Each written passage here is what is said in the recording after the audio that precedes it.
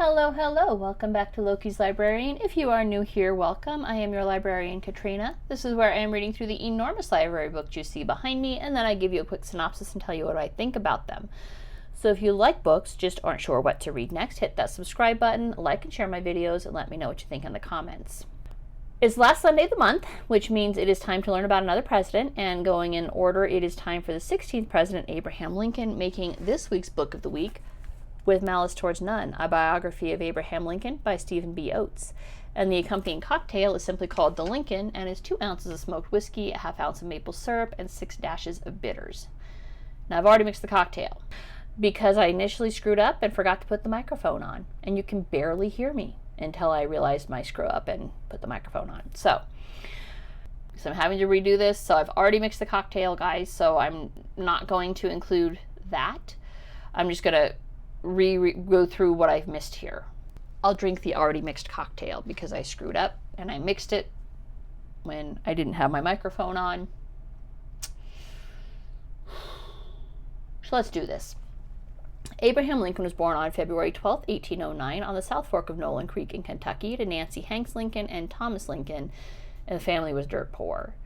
Largely illiterate. Nancy was not able to read at all. Thomas, I think, was barely able to read, but was too busy scratching out a living to do much of that. For all of that, Nancy insisted that her children be educated, and Lincoln and his sister Sarah started going to school before the family moved to Indiana in 1816. And about a year later, his mother died of milk sick, which is essentially poison by proxy. Cows will eat white snake root plant, which the cows can digest as fine, but it makes their meat and milk toxic to humans, resulting in death. 2 years after that, Thomas Lincoln remarried a widower, Sarah Bush Johnston, aka Sally, and she became the mother that Lincoln knew and remembered as he grew up.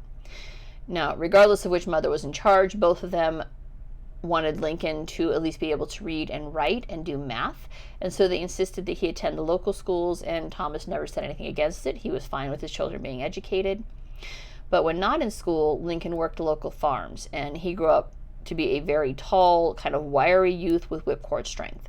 And the legends about his log-splitting capabilities have solid basis in fact, as do the legends of his wrestling abilities. I mean, he had a tendency to make friends with people in his youth, so those he wrestled with and against tended to become his biggest champions. Now, up until he reached his majority at 21 years old, any money that Lincoln earned legally belonged to his father, and the family moved several more times, eventually settling in Illinois. And no matter where they moved, Lincoln worked hard. But when he reached 21, he had an opportunity to travel with a cargo boat to Louisiana and return with freight for a shop in New Salem, Illinois.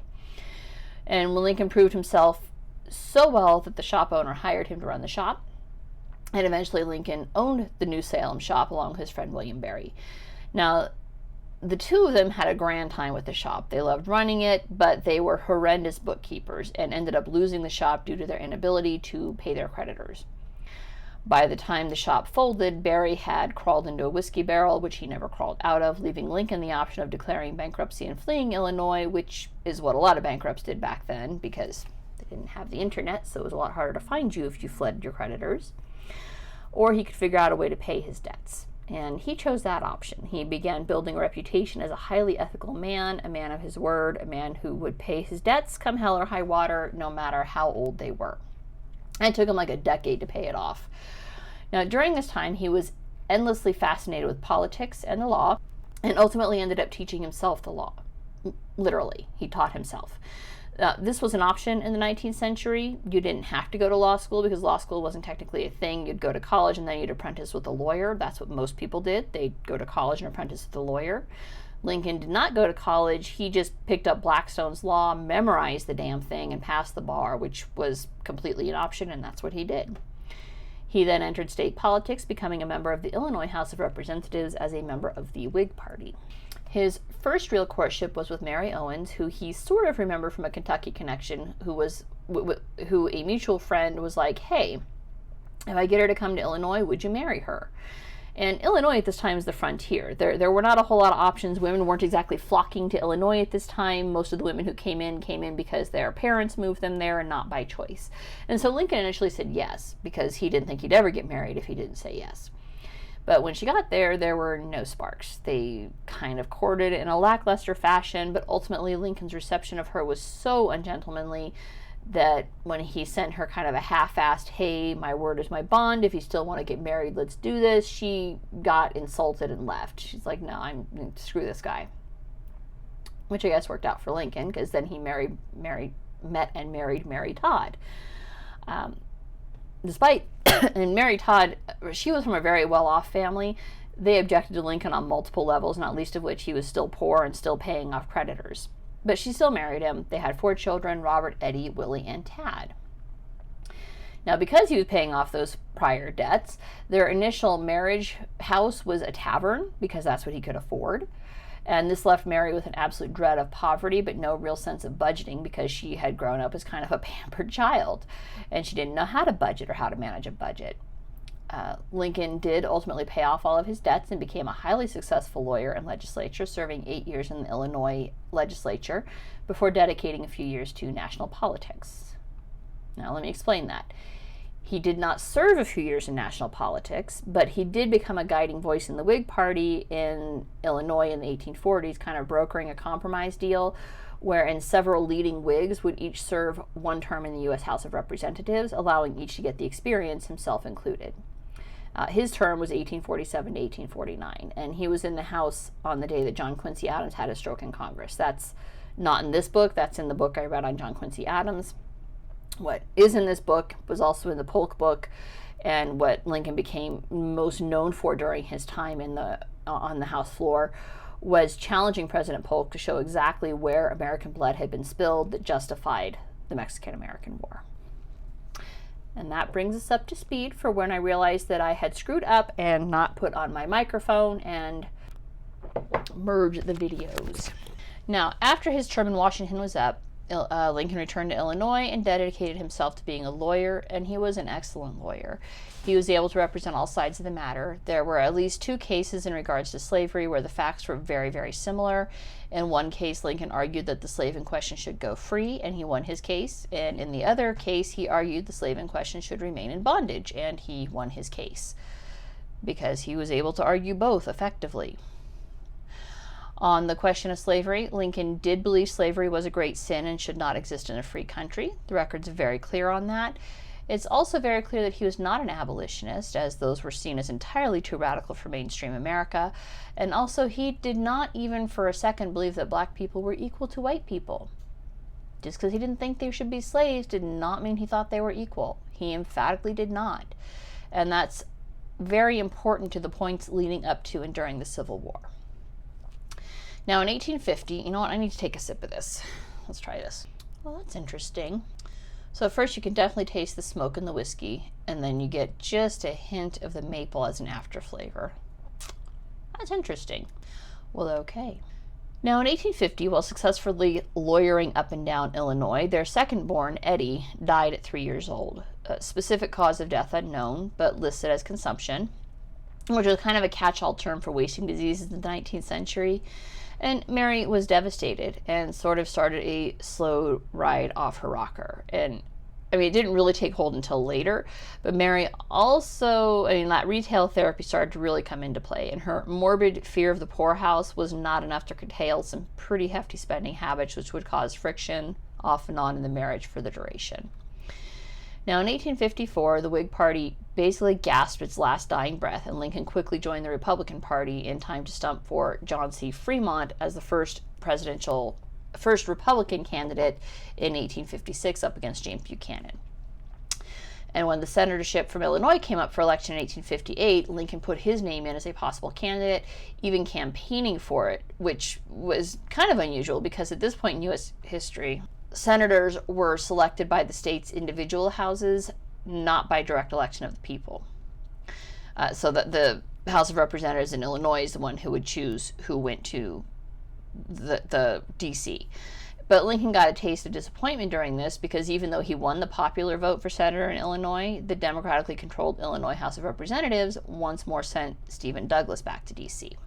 And Lincoln at this point was pretty sure he was done with politics. And that seems to happen to most of the presidents before they get nominated. Is they're like, well, I'm done. But all the speeches and debates he did against Douglas came to the attention of the National Republicans, who approached Lincoln to be their candidate for the 1860 presidential race, which he won quite handily when Stephen Douglas split the Democratic ticket. Now, as discussed last month during the James Buchanan book, South Carolina, the day he won, South Carolina seceded, which is really dumb, because it was not in last month's book, and I know because I went back and double checked, make sure I didn't just miss it, but I read it in this month's book, which was the 13th Amendment. No, not the one that Lincoln got passed shortly before meeting his fate. The one the Republican-controlled Congress passed trying to save the Union, and which Buchanan signed. And the one that only needed to be ratified by the states to enshrine slavery as a constitutional right forever. No joke. Google Buchanan 13th Amendment. If the South hadn't thrown a fit, if they had kept their feet in the Union game until Lincoln's inauguration in March of 1861, that version of the 13th Amendment would have been handily ratified by the states that desperately did not want a civil war and armed insurrection by angry rednecks. And because it would have been legally passed under the tenets of the Constitution, Lincoln would have done nothing about it. As he said, and is known to have said, and is quoted in this book, if I could save the Union without freeing any slave, I would do it. If I could save it by freeing all the slaves, I would do it. And if I could save it by freeing some and leaving others alone, I would also do that. His whole driving goal was not freeing the slaves. It was a plank on his Republican platform, but it's not what his goal was. His goal was to preserve the Union. That was his goal. The South, their snit was unquestionably about slavery and property rights, specifically the right to own people. So there was pretty much always going to be a showdown on that one. So immediately after his election, Lincoln, of course, begins picking his cabinet, and his first and best cabinet pick was William H. Seward, who was his Secretary of State. And at first, it is not obvious that Seward was a good pick, because Seward seemed to believe that he was basically going to be running the country, and Lincoln quickly disabused him of that notion. And once the power structure was firmly established, with Lincoln sitting at the top of the pyramid, they became friends, like fast friends. And the rest of his cabinet kind of came and went throughout his tenure at the White House, but Seward remained unchanged and steady. What also changed a lot were the generals during the Civil War. I'm reading a book specifically on the Civil War next month, so I'm hoping there will be more detail about that. And I don't want to go too heavy into it right now because of my reading next month. But seriously, George McClellan was a nightmare. All of them were nightmares except for Ulysses S. Grant and to some extent Meade. But, how the hell did the Union win the Civil War? Grant wasn't made general of the Union troops until 1863. The first 2 years, Lincoln gave McClellan chance after chance and actually got to get his ass in gear and engage General Lee. And after the first 2 years, Lincoln began replacing generals like they were Tic Tacs he dropped on the ground. Except for Grant. He liked Grant. He liked Grant's style. He liked that Grant kept the army moving by using the country they were traveling through for supplies, which has a double purpose because it also denies those supplies to the people living there who would be Confederate sympathizers. So rather than sticking to a home base, and he liked that Grant never asked for reinforcements. Grant was a guy who got shit done. So Grant was promoted to lieutenant general and put in charge of all the armies. For his part, Grant is the only general Lincoln had who did not feel he was allowed to question the politician's every move. His job was to win. Point blank, that's his job, win the war. And he did. Boy, did he win. There were some defeats, but overall, once Grant came into play, the Union started winning. Now, for his part, Lincoln issued his famous Emancipation Proclamation. This has been carefully misunderstood by people seeking to lionize Lincoln for well over a century at this point. The Emancipation Proclamation did not free the slaves. It freed the slaves in any state in rebellion. And this is an important distinction to make, because not every single slave-owning state in the Union was in rebellion. Notably, you've got Kentucky, Missouri, Maryland, and Delaware. These are the border states. These states all allowed slavery, but they did not join the Confederacy. They remained in the Union, and so slavery in those states remained intact. Prior to this, Lincoln had issued an edict that any slaves in the Confederacy who are working for the Confederate Army were contraband. Not even people, they are contraband and could be seized as contraband. still didn't see them as people. The Emancipation Proclamation opened the door for black men to fight in the Union, and they did. Boy, did they fight. They showed up in droves and did a hell of a job. I mean, I'm not at all sure the Union could have won without those troops. By the end of the Civil War, approximately 10% of the Union Army were black men. So, and that is thanks to the Emancipation Proclamation. But Lincoln still did not see them as equal and paid them less than what he paid the white enlisted men. So, it's not bad. Not sure if it's my favorite, but it's not bad. See, I like smoked beer, but I'm not sure if I like smoked whiskey. Now, back in Washington, Lincoln had to open a draft requiring enlistment with the Union Army. This caused rioting, especially in the northern states who thought slavery was evil but were unwilling to die for the cause. Die to maintain the Union, yes, but die to free a bunch of black people? No, they were not at all interested in that. And there were actual race riots in New York. If you ever watched Gangs of New York, that it was it Daniel Day-Lewis? I think it was Daniel Day-Lewis and Leonardo DiCaprio, and they made it seem like, they were all trying, that the Irish were fighting on behalf of the black people in New York. They were not. The Irish were lynching the black people in New York. All right, that movie was wildly inaccurate on many levels. There's actually a book called Genghis of New York, which I've read and was amazing. Covered a lot of that. Yeah, they were lynching black people in New York. So don't let Hollywood lie to you any more than they already do. That's all I'm saying. So, in the race riots in New York, they required mobilization of National Guard troops, which I'm stunned the National Guard wasn't already mobilized for the war, but they mobilized the National Guard to go and defend the black communities. That's how bad it got, because the irate Irish did not feel they should have to die for the freedom of black men. And added sticking point politically, Lincoln had excused his oldest son, Robert, from serving at Mary's request. Their third child, Willie, had died while Lincoln was in the White House. Mary could not bear the thought of losing another child and begged Lincoln to keep Robert out of the war, which he did up until like the last 6 months. And then basically a congressman confronted Mary and was like, I see your son is safe behind the lines. And that embarrassed her, and so they authorized it, and Robert was made like an aide-de-camp to Grant, basically. As I mentioned a couple of times, Mary used retail therapy when they first were moved into the White House.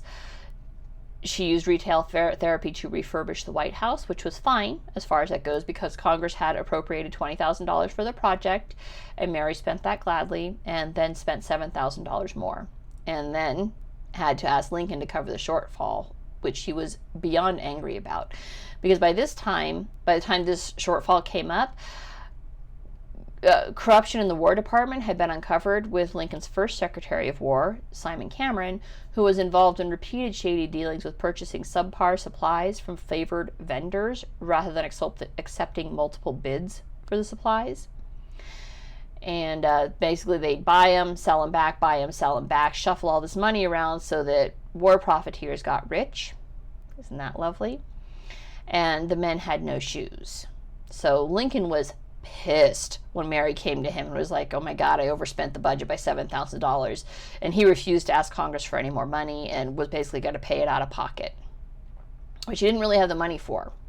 And Lincoln's salary was $25,000 per year as president, but he was expected to pay the salary of his staff out of that budget. So it wasn't like he was just making that money. He had to pay all of the staff of the White House and his own staff, his secretaries, out of that budget. But he was going to pay it himself. Now, Congress stepped in and pulled Mary's butt out of the fire and appropriated the $7,000 to cover it. And Cameron was quietly shuffled off to become Minister of Russia, or to Russia, excuse me. Mary at this point took her shopping underground. She never quite told Lincoln how much she was spending. When it's kind of like when a wife opens that Amazon card without telling her husband and accumulates $27,000 in debt to various merchants. Yeah, that was her actual sum, $27,000 in personal debt for shopping. In $1860, what would that even be? You know what? I'm going to look it up. I'll look it up and I'll include the amount in 2022 dollars over here. But she managed to accumulate $27,000 in various debts to merchants over the next several years. And she was frantic that Lincoln not find out about her profligate spending, which I don't think he did. I think that a bullet saved Mary from the mortification of having to tell her husband what she had done. She probably would have preferred to tell her husband what had happened rather than lose him the way she did, but she dodged the metaphorical bullet, I guess. It's your dose of dark humor for the day. Lincoln was not a popular president in his day. Like I said, I know that the Republicans, especially today, tend to lionize him and hold him up as the savior of everything. The Republicans hated him. The Democrats hated him. He wasn't even sure if he would be nominated for a second term. And since Andrew Jackson, no president had sat for more than one term. I read that and I was like, no, that can't be right. And then I thought about it. I'm like, oh shit, that is right. Because Van Buren only sat for one term. William Henry Harrison died, but John Tyler only sat for one term. Polk was only one term. Polk was planned one term. But you had Zachary Taylor died. Millard Fillmore one term. Not even one term because he just finished out. Wait, did he serve one term? Hold on. Anyways, that was accurate. I looked at my notes and I'm like, oh shit, that's right. He was literally the first president to actually get a second term after his first. But it's probably accurate to say that the people voted against George McClellan more than they voted for Abraham Lincoln. So apparently that's when that trend started, right? Up till this point, people voted for who they wanted to be president. I think from here, it's all a downhill slide, and people just started voting against the person they hate rather than for the person they want. We'll see. We'll find out more about that next month. Obviously, Lincoln did win a second term, which he saw as vindication both of his emancipation of the slaves in the rebelling states and of his Reconstruction Plan, which required 10% of the voting populace to swear loyalty to the Union, as well as a state constitution which did not allow slavery. And that was his way of ending slavery, was to require the states to write it out of their new constitutions. And of course, Lincoln was shot in the head on April 14th, 1865 by John Wilkes Booth, becoming the first president to be assassinated. Third to die in office, first of assassination. He was briefly brought back by an army doctor who happened to be in the theater, but he never regained consciousness after being shot, dying roughly 11 hours later on April 15th, 1865. Lincoln, I think obviously he was in a tough spot. I do think the Civil War was inevitable. The slavery question had become so contentious in this country, and the abolitionists had fought so hard. I really want to read a book on John Brown and Harper's Ferry. I found several. I'm not sure which one I'm going to buy yet, but I'm going to read one on him. There's several people from that era that are just fascinating in and of themselves that I want to read books on. But I think that the Civil War would have happened regardless. And I'll go into that more when I read the book on the Civil War. But from what I've seen, everything, I'm like, this was going to happen. There was no way we were not going to fight this war at some point in our history. Because even though Lincoln didn't see black men and women as equal, enough Americans did. That would be John Brown and Harper's Ferry and the abolitionists. And like I said, I'll explore that next month. I think, though, Lincoln was desperate to preserve the Union. I mean, this was a grand experiment in self-government. It was not even 100 years since we started that he was sworn in, and how horrifying would it have been to see the experiment end under his tenure? Because, I mean, he could have, right? He could have just said, okay, well, the South seceded, sayonara. He even had his first attorney general write up a very dubious brief on why it was constitutionally illegal for them to secede. Remember, though, John Tyler, my favorite president, number one, he was a strict constitutionalist. And he went down in history as a traitor because he's like, well, I mean, it's not illegal for them to secede. You know, he's reviled because of that. But it was not against the Constitution for the South to secede, which is why he went to the Confederate Congress and spoke there. And anyways, that was a few months ago book. February, I think. Anyways. So I do think, based on later conversations with Frederick Douglass, and that Lincoln, and I think he may have come to see black men and women as equal. And that was certainly helped along by Mary's friend and White House seamstress Elizabeth Keckley, who was a former slave from Missouri, I think. We'll never know for sure. Part of the reason I think that he did come to see them as equal is during his second inaugural ball in March of 1865, Frederick Douglass showed up. And he was initially stopped at the door by the guards, and security was very tight because the assassination attempts were well known. Like, they knew that people wanted to kill Lincoln. He was that unpopular. But the people near and dear him loved him and took his safety pretty seriously. So they stopped Frederick Douglass, and when Lincoln found out Douglass was there, he said, well, bring him in, and he greeted Douglass as an equal in front of everybody, which is huge for the 19th century. And I think it does show a shifting mindset for Lincoln. So I think that maybe at the very end there, he had come to see black people as equal. Certainly wasn't the case when everything started. So one of the underlying themes in the book was the mysticism. You have to. It has to be there because of who Mary was. The author notes specifically that after his first election to the White House, Lincoln recorded a dream where he had two faces, and Mary interpreted this to mean that he would not live out a second term. He still ran for a second term, but that's how she interpreted it. And then following his second election, Lincoln had a dream where he was attending a funeral, and when he asked who died, he was told it was the President of the United States. So there was certainly some mysticism in there, and again, it has to be included because Mary was a spiritualist. The deaths of her two middle children, Eddie and Willie, led her down this spiritualist path where she tried to connect with them, and she often had dreams of her two lost children. And I mean, who's to say, right? Maybe the Grim Reaper's stalking of our nation from 1861 to 1865 left the veil thinner, and maybe Mary was able to make contact. Or maybe she was a grief-stricken mother whose sorrows were not over yet. The author does not... I don't know. It seems as though Lincoln died before discovering Mary's extreme shopping sprees in New York, and the author does not go into what happened there. I mean, he pretty much ended the book with Lincoln's returning to Illinois, along with Willie's body for burial in Springfield. So Willie was initially interred in D.C., and I'm pretty sure they probably would have removed him to Springfield regardless if Lincoln had lived, because then he'd be buried next to Eddie in the family plot, so that just makes sense. But and at the start of the war, the start of his life, Lincoln was basically as racist as your average American in the 19th century. Yes, he disliked slavery, but did not think black people were equal to white people. His issuing of the Emancipation Proclamation was purely political. I mean, by suddenly pivoting and making the war not about the preservation of the Union, but about slavery, he basically ensured that Europe was going to stay out of it. Because Europe had long since made slavery illegal. I mean, it had been illegal for at least 30 years in England.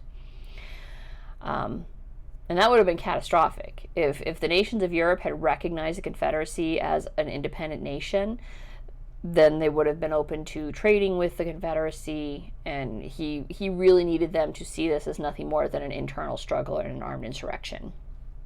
Although, and this is telling, right, and it's equally likely that the very well-placed Charles Francis Adams, son of John Quincy and grandson of John, who was the Minister of England during the Civil War, convinced England to stay out of it diplomatically.